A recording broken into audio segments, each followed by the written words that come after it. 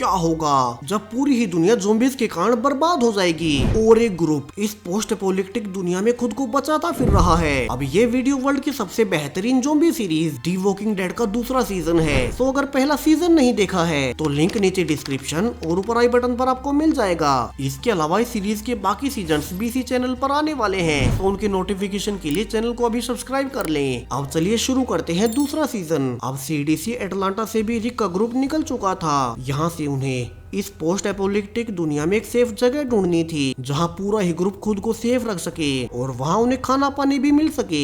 मगर अब जब वे शहर से निकल ही रहे थे कि मेन हाईवे पर अब बहुत सारी गाड़ियां बंद पड़ी थी। हालांकि अब तो सभी को इसकी आदत तक हो चुकी है, तो वे इसे इग्नोर कर आगे बढ़ने लगते हैं कि अब उनकी एक बस ही बंद पड़ जाती है। तो उसका इंजन ठंडा होने तक वे वहाँ मौजूद सारी ही गाड़ियों से काम की चीजें निकालने लगते हैं। खाना पानी ऑयल जो भी उन्हें काम का मिले वे उठा रहे थे कि इसी बीच रिक को गाड़ियों के बीच एक ज़ॉम्बी दिखाई देता है। सो रिक ने बिना ज्यादा सोचे अब उस ज़ॉम्बी को शूट कर दिया था। मगर यहाँ उसने बहुत बड़ी गलती कर दी, क्योंकि उसकी गोली की आवाज से अब आसपास के सारे ही ज़ॉम्बीज़ उन तक आने लगते हैं, जहाँ से सारे ही ग्रुप मेंबर्स गाड़ियों में छुपने लगते हैं। और इसी दौरान टी-डॉग का हाथ एक टूटी हुई कार से कट भी जाता है। तो वही एंड्रिया अपनी बस के टॉयलेट में ही छुप जाती है, क्योंकि अब बस के अंदर भी ज़ॉम्बीज़ आने लगे थे। वहीं उसकी बहन के मरने के बाद तो वो वैसे भी परेशान ही थी, तो उससे गन की गोलियां भी नीचे गिर जाती हैं। और अब तो उसकी आवाज सुन ज़ॉम्बी उस टॉयलेट में ही आ रहा था। तो यहाँ से एंड्रिया को बचाने के लिए अब ऊपर से डेन एंड्रिया को एक टूल फेंकता है और एंड्रिया उसी का इस्तेमाल कर उस ज़ॉम्बी के सिर को फोड़ उसे जान से मार डालती है। अब डेन वही है जिसने एंड्रिया को खुद की जान देने से रोका था। तो वहीं बाहर काफी सारे ज़ॉम्बीज़ अब टी-डॉग और डेरिल के पास आ रहे थे। तो उनसे बचने के लिए अब डेरिल कुछ ज़ॉम्बीज़ को बुरी तरह से मार उनकी बॉडीज को अपने और टी-डॉग के ऊपर डाल लेता है, ताकि बाकी के ज़ॉम्बीज़ उन्हें नोटिस ना करें। अब यहाँ बाकी सब तो बच गए थे, मगर ग्रुप की एक छोटी बच्ची सोफिया ज़ॉम्बी से डर हाईवे से नीचे जंगल की ओर भागने लगती है। तो वहीं रिक अब उसे बचाने के लिए उसके पीछे भागता है और सोफिया के पास पहुंच उसे समझाने लगता है कि वो इन दो ज़ॉम्बीज़ को गोली नहीं मार सकता, वरना गोली की आवाज से बाकी ज़ॉम्बीज़ भी उन तक आ जाएंगे। तो वो इन ज़ॉम्बीज़ को अपने पीछे लगा सोफिया से दूर ले जाएगा और तब तक सोफिया को यहाँ एक पेड़ के नीचे छुप जाना है, जहाँ से रिक अब उन ज़ॉम्बीज़ को सोफिया से दूर ला वहाँ उन्हें पत्थर लेकर एक एक कर जान से मार डालता है। मगर अब जब तक बाकी के लोग वहाँ आ पाते तो वे देख पाते हैं कि छोटी सोफिया उस पेड़ के नीचे नहीं थी जहाँ की रिक ने उसे छुपाया हुआ था। तो यहाँ से रिक, शेन, ग्लेन और डेरिल चारों ही उसे ढूंढने आगे बढ़ते हैं, मगर सोफिया का कहीं कोई नामो निशान नहीं था। यहाँ से रिक और डेरिल अब और आगे जाते हैं, जबकि शेन और ग्लेन सोफिया के बारे में बताने वापस से हाईवे पर सबके पास आते हैं, जहां शेन अब लोरी से कहता भी है कि वो इस ग्रुप को छोड़कर जाना चाहता है, क्योंकि वो लोरी को रिक के पास नहीं देख सकता। तो वहीं जंगल में डेरिल अब एक ज़ॉम्बी को मार चेक करता है कि कहीं उसने सोफिया को काटा तो नहीं, मगर उसका पेट काटने पर वे पाते हैं कि इस ज़ॉम्बी ने किसी को भी नहीं खाया था। तो वे भी वापिस से हाईवे पर आते हैं, जहाँ तक सोफिया की माँ कैरल उसे लेकर काफी ही परेशान थे। वहीं रिक उसे समझाता भी है कि उसे सोफिया को बचाने के लिए पेड़ के पास छोड़ना ही पड़ा, और अब चूंकि अंधेरा भी हो रहा था तो वे सुबह होते ही फिर से सोफिया को ढूंढने निकलेंगे। और अब सुबह होते ही डेरिल सबको इकट्ठा कर एक सर्च टीम बनाने लगता है, जहाँ इस बार उनके साथ कैरल, एंड्रिया और रिक का बेटा कार्ल भी था। जहाँ जाते हुए उन्हें रास्ते में एक टेंट भी दिखाई देता है, जिसमें कि एक आदमी ने ज़ॉम्बी से बचने के लिए खुद को ही गोली मार ली थी। तो डेरिल उसकी गन लेकर बाकियों के साथ अब आगे बढ़ता है, जहां उन्हें एक बड़ा सा चर्च दिखाई देता है, मगर यहाँ भी वही बर्बादी फैली हुई थी, जहां इसमें सिर्फ कुछ ज़ॉम्बीज़ ही थे। तो रिक और बाकी सब अब बिना गन्स का इस्तेमाल किए उन्हें हाथों से ही जान से मार डालते हैं, क्योंकि अगर वे गन का इस्तेमाल करेंगे तो उसकी आवाज से बाकी ज़ॉम्बीज़ भी यहाँ तक आने लगेंगे। और यही चर्च में ही सभी कुछ देर के लिए रिलैक्स करने बैठ जाते हैं। तो वहीं अकेले में शेन अब लोरी को कह रहा था कि वो उसे रिक के साथ और नहीं देख सकता। तो वहीं लोरी तो वैसे भी कंफ्यूज ही थी कि वो क्या करे। वहीं अब तक उनकी ये बहस दूर खड़ी एंड्रिया ने भी सुन ली थी, यानी कि अब उसे भी पता चल चुका है कि लोरी का रिक के आने से पहले शेन से अफेयर था।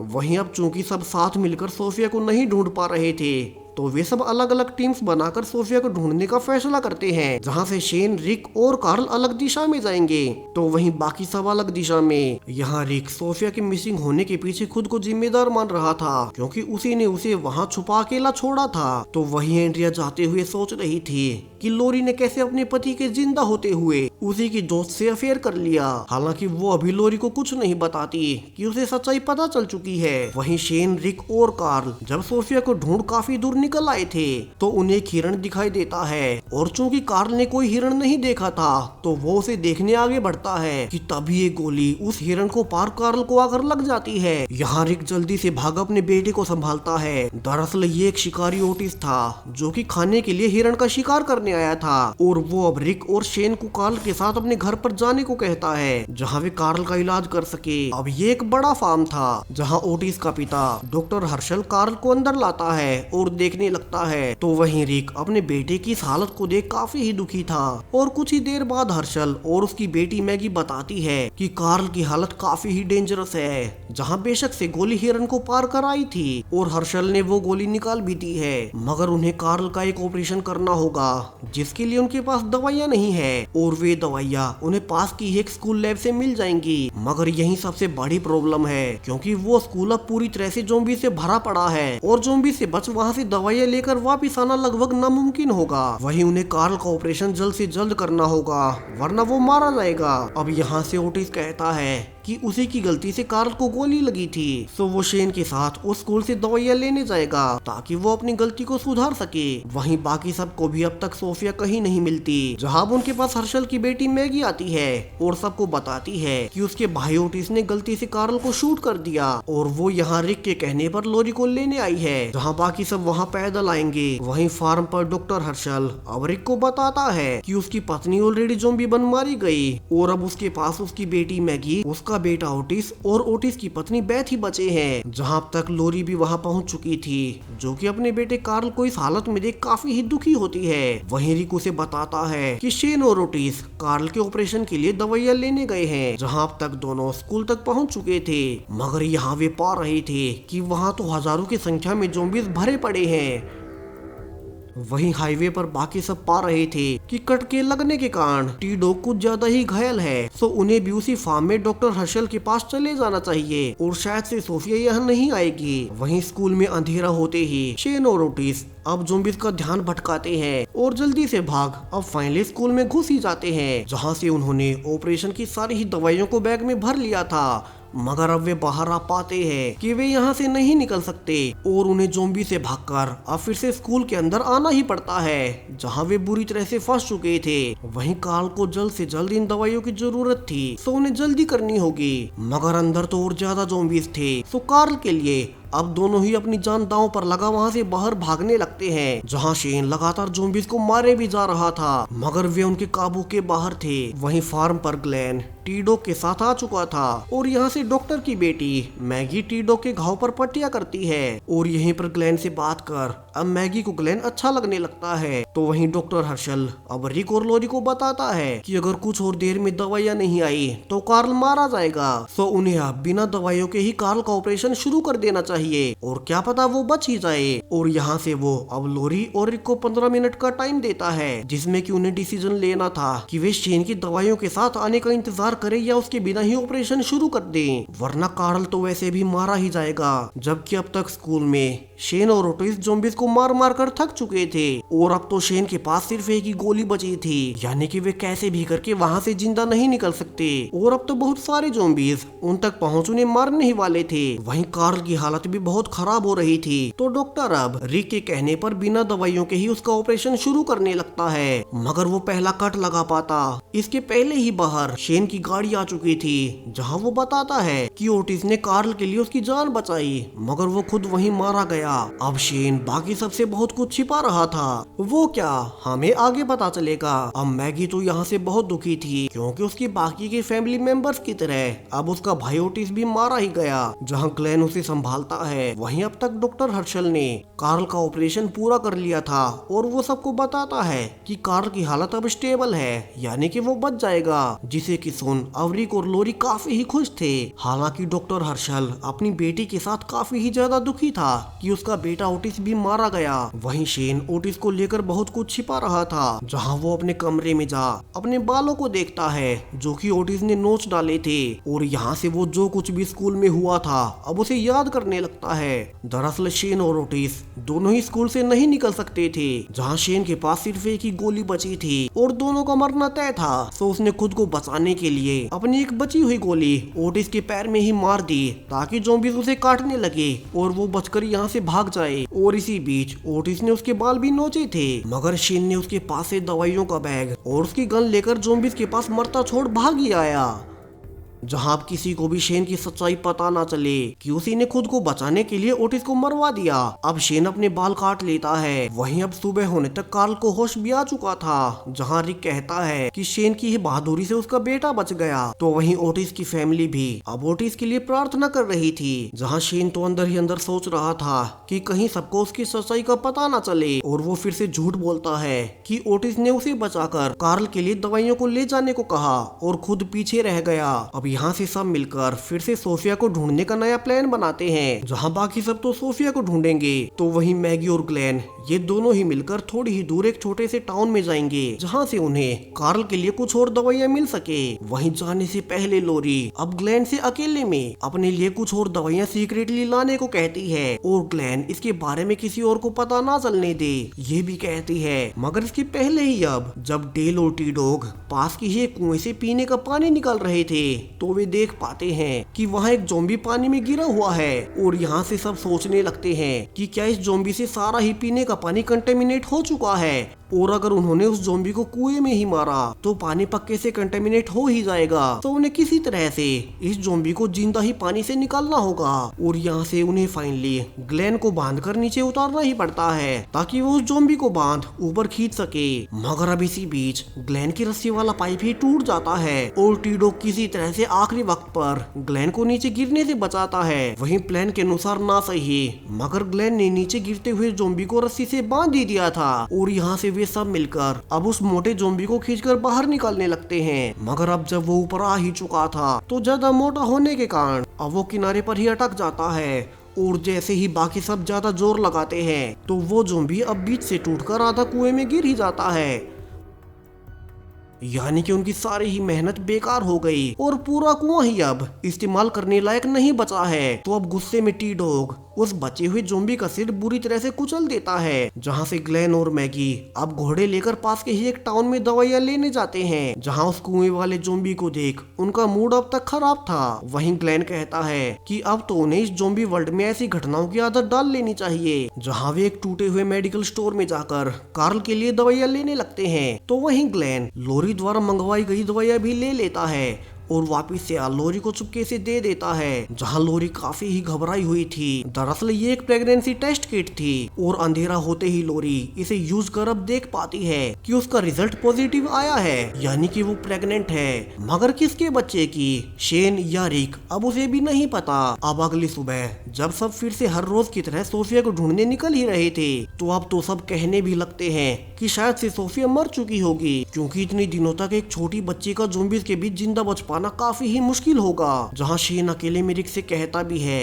कि अब उन्हें सोफिया को ढूंढना बंद कर देना चाहिए। मगर रिक के अनुसार वो सोफिया की माँ कैरल को क्या मुंह दिखाएगा, और वे ग्रुप का हिस्सा हैं, तो उन्हें एक दूसरे की जहां तक हो सके मदद करनी होगी। वहीं वापस आने पर अब डॉक्टर हर्षल रिक से कहता भी है कि रिक के ग्रुप को यहाँ से चले जाना चाहिए, क्योंकि उन्हें गन्स पसंद नहीं, और रिक का ग्रुप ज़ॉम्बीज़ को मारने के लिए काफी सारी गन्स रखता ही है। वहीं रिक का ग्रुप काफी ही बड़ा है, जो कि हर्षल की फैमिली के खाने को खत्म कर रहा है। सो रिक यहाँ से डॉक्टर से अब अपने ग्रुप के लिए 2 दिन और मांगता है। वहीं डॉक्टर हर्षल को एक बात और नहीं पता थी। जहाँ ग्लेन डेल को अकेले में बताता है कि वो डॉक्टर की बेटी मैगी के साथ रिलेशनशिप में है, और आज जब वे टाउन में गए थे तब वे एक साथ इंटीमेट भी हुए थे। तो डेल अभी तो इस बात के बारे में डॉक्टर हर्षल को कुछ भी ना बताने को कहता है, वरना वो पता नहीं क्या करेगा। अब शाम को डिनर के दौरान सभी ही काफी चुप थे, क्योंकि डॉक्टर ने उन्हें यहाँ से जाने बताने को कहा था। तो वहीं ग्लेन चुपके से मैगी को नोट देता है कि आज रात वो से फिर से इंटीमेट होना चाहता है और सबके सोने के बाद वो पास की ही कैबिन में आ जाए।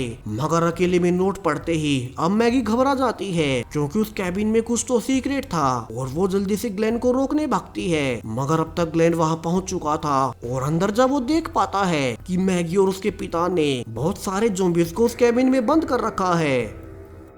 जहां मैगिया अब ग्लेन को बताने लगती है कि उसकी फैमिली के अनुसार ज़ॉम्बीज़ को आगे चलकर ठीक किया जा सकेगा और इसीलिए ही उन्होंने अपनी फैमिली और आसपास के नेबर्स जो कि ज़ॉम्बी बन चुके थे उन्हें यहीं बंद कर दिया। जहां मैगी और उसकी बहन हर रोज यहाँ उन्हें चिकन खिलाने आते हैं ताकि उन्हें जिंदा रखा जा सके। सो मैगी अब ग्लेन से कहती है कि वो ये सच्चाई अपने ग्रुप को ना बताए क्योंकि वे ज़ॉम्बीज़ के बारे में उन्हें जान से मार डालेंगे।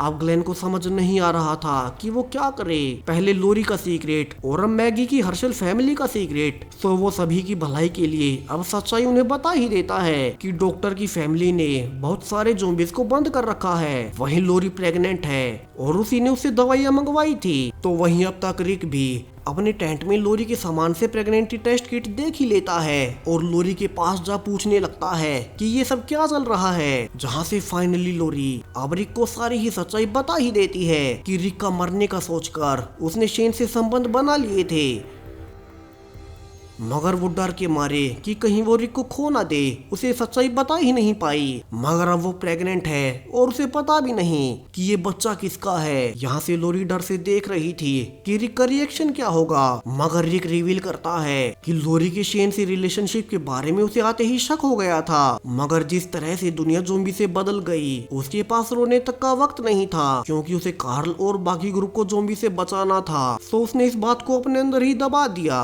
वो अंदर ही अंदर घुटता रहा मगर उसने लोरी को कुछ नहीं कहा क्योंकि फिर लोरी खुद को उसके सामने जीवन भर शर्मिंदा महसूस करती। तो उसने अंदर ही अंदर इस बात को पीछे छोड़ने का सोचा और लोरी और शेन दोनों को दिखाया कि जैसे उसे कुछ नहीं पता।